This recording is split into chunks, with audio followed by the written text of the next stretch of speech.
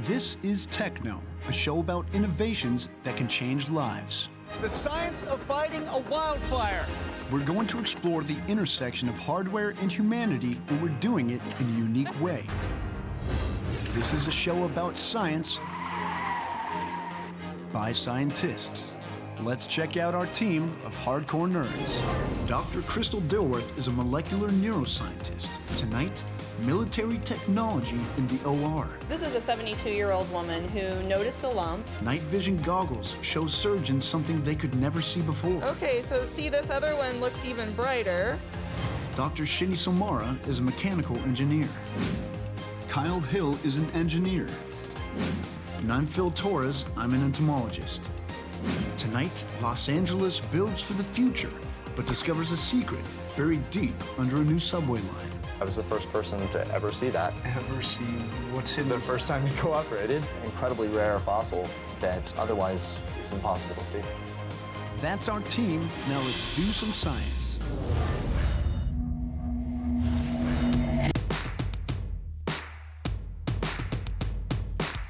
Hello, welcome to TechKnow. I'm Phil Torres, and joining me today is Kyle Hill, Dr. Shini Somara, and Dr. Crystal Dilworth.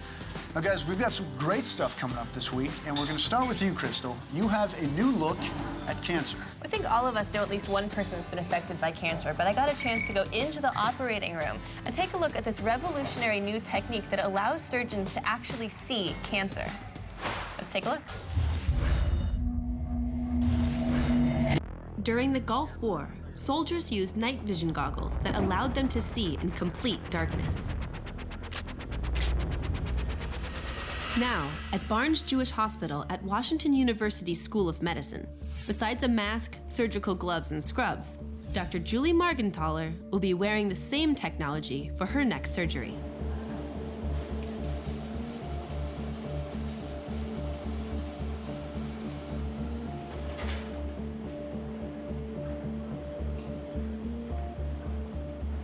This is a 72-year-old woman who noticed a lump and had a biopsy by needle core that showed a breast cancer. So I thought she was a great candidate for lumpectomy, which she was very motivated for. And today we're going to do a lumpectomy and do a sentinel lymph node biopsy to see if there's been any spread to her lymph nodes. Right before the surgery, this patient was injected with a green ICG dye. Invisible to the naked eye, this dye binds to the proteins in the cancer cells. Oh yeah, I can see. In tissue, all you will be seeing is the colorless material. But with this, you can now see it light up. So the first thing we're going to do is we're going to find the lymph node, and that fluorescent dye is going to be visible. Okay, I think we probably ought to put the goggles on now. Next, Dr. Margenthaler will put on a pair of cancer-detecting goggles. Okay, great, thank you. Oh yeah, much better. Okay, so where's our ultraviolet light now? A red light will be pointed directly on the area where she's operating. The goggles will detect the area's fluorescence. We need the handheld one. From a nearby computer monitor attached to the goggles, we are able to see exactly what Dr. Margenthaler is seeing inside the goggles in real time. Okay, do you guys see that? That's pretty clear. Yeah, so what we're seeing is the fluorescent dye being taken up in the lymph node where the cancer flow goes to. And I'm going to take that lymph node out. During this early experimental phase, the goggles are being tested for accuracy. So far, they're doing exactly what their inventor, Dr. Sam Achillefu, has hoped. First, confirming earlier tests that detected cancerous cells in patients. And second, allowing the surgeon to get a more exact idea of how much additional cancerous tissue needs to be removed. These are called surgical margins. In surgery, the goal is to take out all of the cancerous tissue, along with the rim of tissue around it. After surgery, this tissue is examined. If the cancer cells come to the edge of the tissue or are even too close to the tissue, additional surgery may be recommended. And how did you get the idea for this technology? The surgeons told me that one of their problems is seeing beautiful static images of MRI and CT scan, but then when you go into the operating room, there's really nothing. It's like walking in the dark, as you saw today. What led you to fluorescence imaging? Sensitivity is the key word. The goal is to be able to detect very small cells, and the current imaging systems are not capable of doing that. These goggles will help surgeons detect tumors that are less than 1 millimeter in size. That's less than this stack of papers. We often don't have the detail of microscopic assessment during the operation to allow us to do a full removal of the tumor. So one of the issues that happens is that many patients end up requiring second surgeries in order to remove additional disease that was not seen at the time of the original surgery. Dr. Margenthaler proves this point during the lumpectomy, when she finds another cancerous lymph node. Oh, that looks like there's another one. Hold on. Okay, so see, this other one looks even brighter. According to the National Institute of Health, currently between 20 to 25% of all breast cancer patients must undergo additional surgeries, while skin melanomas almost always require at least a secondary surgery to get a wide enough margin. That I had a spot on the bottom of my foot, and it wound up being a malignant melanoma. They did one surgery and removed the section that they thought had it all in, and as it turned out that it hadn't. On that second surgery, Grandpa of 6, William Monahan, ended up being one of the first patients to have his melanoma removed by a doctor using the cancer goggle system. They were able to track it right back to the individual lymph node where it came from, assured that they've got it all in one swoop. And that way there's no more guesswork. They can find it right there with those goggles. So I thought it was kind of cool. So ultimately, what is your hope or your final goal for this technology? My final goal is really to make it a routine system that will be used in all hospitals. For brain surgery, for example, where you do not have the luxury of taking out a lot of tissues, and you have to be highly specific. And in that particular case, this goggle will be a lifesaver. So would it be an exaggeration to say that this is going to revolutionize the way that you and others like you do your work? The numbers are pretty staggering, so I don't think it's a leap to say that these goggles have the potential to revolutionize the way that we approach patients with breast cancer and probably many other cancers ultimately, to make us more effective at what we do, more cost-effective, and really reduce the anxiety and second procedures that many of these patients are forced to go through. What amazed me about this is it seems like it's worked every single time they've tried it, which is pretty unusual in science, that it's 100% successful. That is true. I mean, but it's also only been applied to about 12 patients, and it's still in the testing phases. So they're only using the technology to test the accuracy of their other techniques. But I'm so excited to see this be used more frequently, and I really think it's going to change the way that we do surgery. It seems to be tested on breast cancer and skin cancer, but does the dye stick to all kinds of cancers? Well, the dye itself is attached to a label. So, and that label could be specific for a cancerous protein or just label cells that are having high metabolism, which would mean that they would be dividing similar to a cancer cell. So they're really working on how can we make this more targeted? How can we make the labeling better and more efficient? And different types of cancer besides just the melanoma and the breast cancer. When cancer gets really aggressive, it starts spreading to other areas of the body. Once something like this is dyed with this technology, would it carry along with it to see where the cancer has spread to, or is it something you'd have to constantly reapply?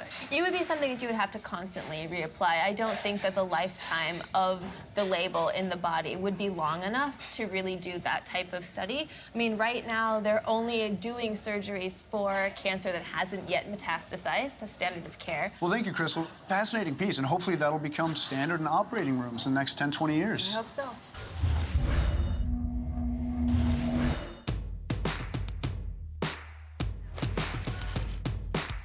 Now, guys, I went just 10 miles away from here. There's a place called Brea Tar Pits, and you may have smelled it driving by. That is methane gas bubbling out. But besides the smell, it is also a gold mine for scientists. The fossils they are uncovering in this area are unlike any other place in North America, and they're uncovering mysteries of the past and giving us an idea of our global warming future, and it's all from taking a little subway here in LA. So let's check it out.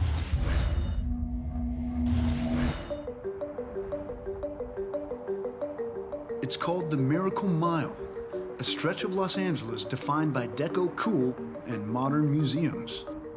And now its future is defining its prehistoric past. We've gone down 70 feet and at least 330,000 years.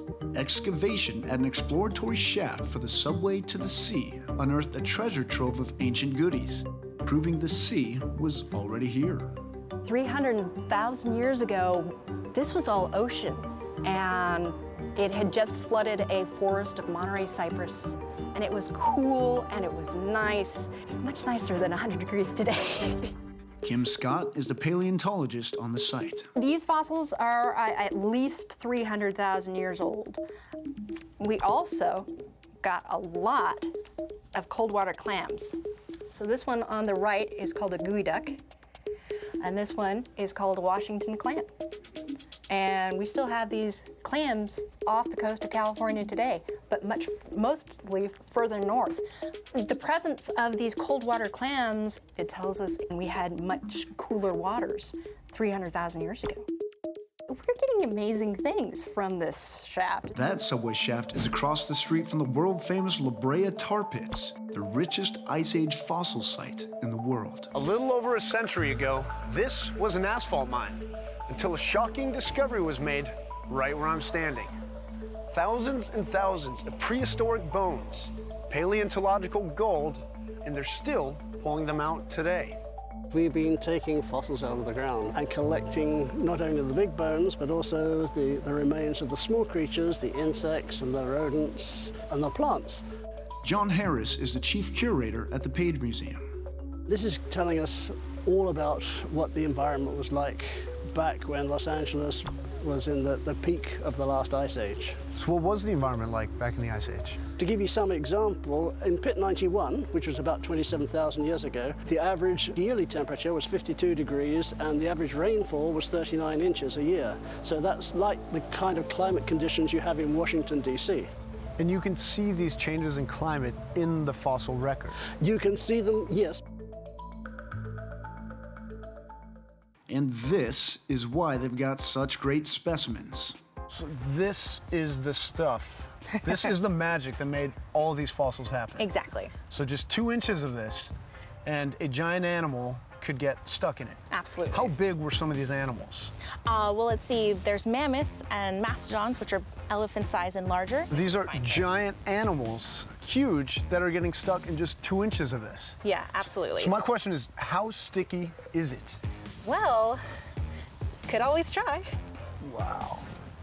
That is incredibly thick. Oh, yeah. I can't get it off my fingers. It's amazing that this is the substance that allows all of this research to go on. But isn't it fun to play with? A little too much fun. What's also fun is discovering something new from an old find, now that technology has caught up with curiosity. A bee found in 1970 can be more fully studied with 3D CT imaging. So this is potentially a 35,000-year-old bee nest fossil. Absolutely. And you guys are able to see inside of it. We're able to look inside and see it for the first time. Something that will never probably be seen with human eyes. How do you pull off a CT scan of something as small as a fossilized bee nest? We used what's called a micro CT scanner, which has really intense energy. It's used for small specimens. 2 leafcutter bees, male and female, a rare combo that they can now compare with a modern-day bee. This is a modern bee, the same species, Megachile gentilis, and then this is our fossil, contrasted with it. So you can see the eye and the eye. Here's the wing right there. And these things haven't changed in at all 40,000 years. No, I was the first person to ever see that. Ever see what's in the first time you cooperated, yeah. And then there's this 3D image. And so now we're able to share this with people and show incredibly rare fossil that otherwise is impossible to see. This is the roof of his mouth. These are where his tusks would have come out. No trouble seeing this fossil discovered in 2006 during excavation for a nearby parking garage. You guys work on some pretty big specimens, including this beast. What is this? This is Zed. He's a full-grown male Columbian mammoth. We've actually radiocarbon dated him to about 35,000 years old. Zed stands out because you had kind of the picturesque fossil, where you see it and it's all laid out the way it's supposed to be. Yeah, we can actually study limb proportions this time. He's the first specimen ever to have tusks. We found tusks before, but these are fully complete tusks that we found. Zed's discovery is part of Project 23. Project 23 is a very large collection of Ice Age fossils that was found right next door to our museum during a parking garage construction. Researchers divvied up the fossil deposits into 23 enormous crates that they are picking through 7 days a week. We found 16 fossil deposits that may double our collection of fossils discovered here from the past 100 years. We're digging in the ground, on the ground. In the ground, on the ground. It's so exciting, because again, you're digging for buried treasure, and that never gets old. And the fact that we're also helping science is awesome. You guys are preserving more and you're preserving better. Nowadays, when we're going through the fossil deposits, we carefully clean away the outside of that bone so we save all the little microfossils. So we're focusing down on the small stuff rather than on the big stuff. And you're able to get better answers from those things that you find. That's right, because the more evidence you've got, the better the story you can tell.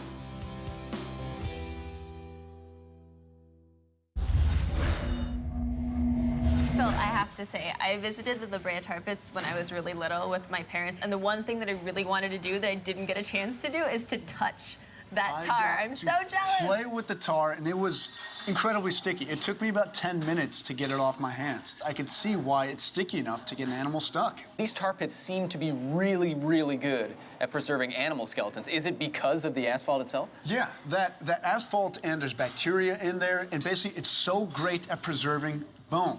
Unfortunately, you don't get things like feathers or hair in it because of the asphalt. So that's kind of made it difficult for them to get DNA out of it.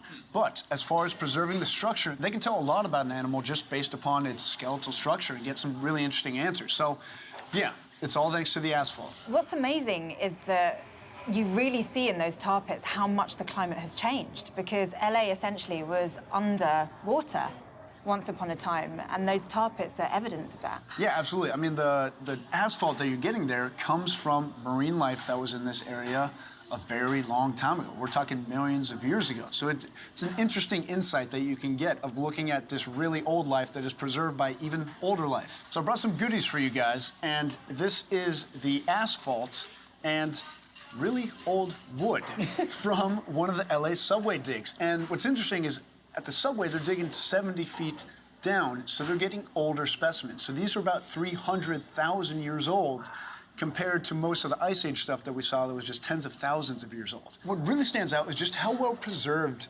these are. I mean, this is a cypress tree, 300,000 years old, and look at it. I mean, you can see the details on this thing. It's surprising that it actually made it.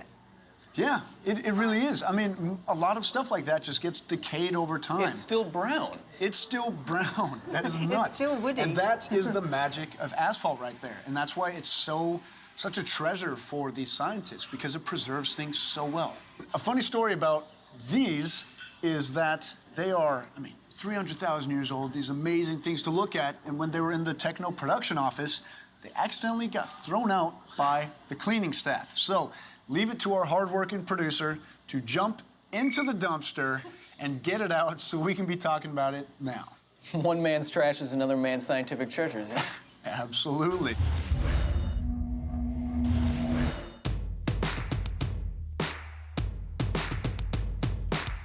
At the scene of a crime, the suspect leaves his DNA behind. We're familiar that, they could use that to maybe match with the suspect and identify him.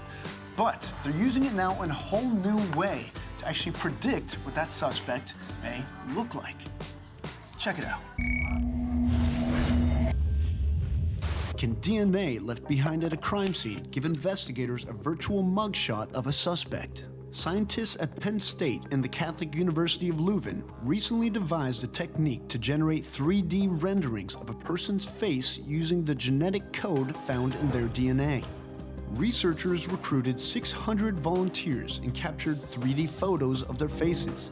They then overlaid a digital mesh containing over 7,000 points onto each face and measured the position of landmarks such as the middle of the eyeball and the tip of the nose.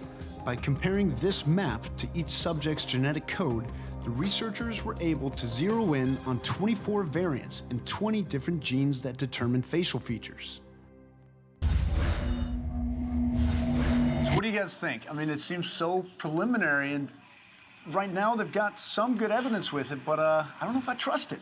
I definitely wouldn't trust it yet, but then again, I'm not really sure that I would trust a traditional sketch artist rendition either. But, I mean, it is a step forward. Yeah, I mean, having done the report on the facial recognition technology, I identified problems with that technology in the sense that, you know, it's very sensitive to the lighting or the cameras that were used, or if the face wasn't, you know, completely straight on.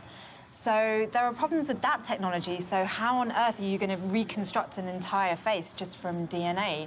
It seems quite far-fetched to me. But at the same time, there are certain very general factors that could be beneficial if you never saw the suspect. You could tell if it was a man or a woman, what race the person was. You can get at least a general idea of this kind of perpetrator, and then you could hopefully apply that in very general ways. You wouldn't want to do this super specifically. I think, if anything we can take from this, it's preliminary, and it seems pretty interesting. So the question is, should they keep pursuing it? And I think, yeah, I think they can get better and better and get more specific. And I think if there's a heinous crime that's been done, police officers are going to want everything they can get, every bit of information that may point them towards a suspect. Is there risk there with racial profiling, different things like that? Yes, there certainly is, but still, I mean, I think it'll help. I think the usefulness of this technology is exactly what Kyle said about the fact that it is kind of very basic information that you might need and might actually be necessary and essential for solving crimes, but I don't think it's going to provide compelling information to be able to actually convict someone. It may not be compelling enough now, but I mean, I think we've seen how quickly technology advances. Give it 10, 20 years, they could be somewhere with this. Sure, but there are limits to that, right? Genes are not your destiny. No matter what your genes say, it's whether or not your nose is crooked could be a childhood injury from a baseball. That will never be in your genes. So, and new research has actually shown that a lot of our DNA is actually what they call chimera DNA. There's whole different sets of DNA from our parents inside of us in certain cells, certain parts of the body. If that piece got into the police's hands, they could be looking for a completely different person. So you have to stay very general, very vague. Is it better than nothing? Is it better than I saw this person late at night and it was dark? I don't know. I think it's also misleading to think that you could create a mugshot from DNA. I think that's where the problem lies with the concept of this technology, because you can't create a mugshot. You can create a very basic sketch and an idea of who someone is, but, you know, again, back to facial recognition, I think that technology is a lot more advanced than this particular technology. And again, it's limited by hardware. Fascinating stuff today, guys. Such a diverse array of subjects and great discussion as usual. We'll be sure to bring you more like it next week here on TechKnow. Dive deep into these stories and go behind the scenes at aljazeera.com/techknow. Follow our expert contributors on Twitter, Facebook, Google+, and more.